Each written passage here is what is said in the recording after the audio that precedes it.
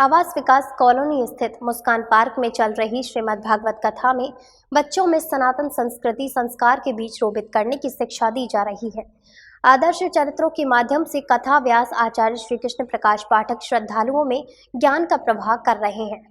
आवास विकास कॉलोनी स्थित मुस्कान पार्क में चल रही श्रीमद् भगवत कथा में बच्चों में सनातन संस्कृति संस्कार के बीज रोपित करने की शिक्षा दी जा रही है।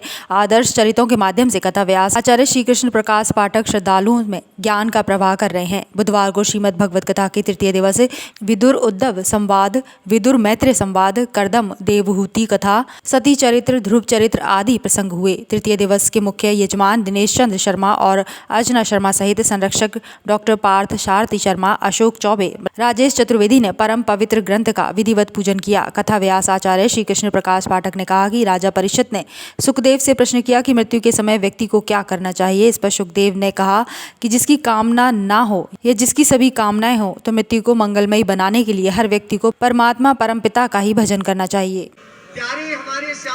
आज श्रीमद् भागवत कथा का तीसरा दिन है और आचार्य श्री कृष्ण पाठक जी अब उनके मुखारबंद से हम लोग सब भागवत कथा सुन रहे हैं।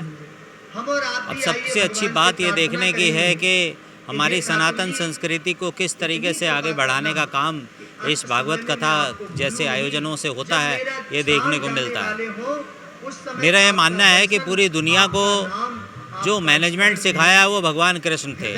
भगवान कृष्ण मैनेजमेंट के सबसे पहले गुरु और भगवान थे, जिनके एक एक लीला, एक एक वर्णन जीवन का हमें सिखाता है कि हमें किस तरीके से जीवन में प्लानिंग करनी चाहिए और उसके साथ आगे बढ़ना चाहिए।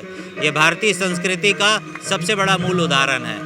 और मेरे ही वार्ड 37 में सेक्टर 8 में इस पार्क के अंदर जो श्री राम कथा और कृष्ण कथा का जो भागवत कथा का जो आयोजन हो रहा है वो विशाल और भव्य आप देख रहे होंगे। यहाँ हजारों श्रद्धालु आ रहे हैं जो पावन वचन कथावाचक जी द्वारा सुनाए जा रहे हैं वो दिव्य हैं। और मैं आपके चैनल के माध्यम से ये अपील करता हूँ कि आसपास के जितने भी लोग इस चैनल को देख रहे हैं वो सभी लोग इस पावन भागवत कथा में पधारें और उसका आशीर्वाद अनुग्रहण करें। और इस तरीके के कथा का आयोजन होना चाहिए जिससे धर्म का जगजागरण होता रहे। आचार्य जी बहुत ही सुंदर भाव से बोल रहे हैं। ज़्यादातर जो प्रवक्ता हैं वो इतना रसमयी तरीके से नहीं बोल पाते जिस हिसाब से ये बोल रहे हैं। और यहाँ की ये जो कथा है वो सभी भक्तों के माध्यम से चल रही है, हम और आपके सभी के माध्यम से चल रही है।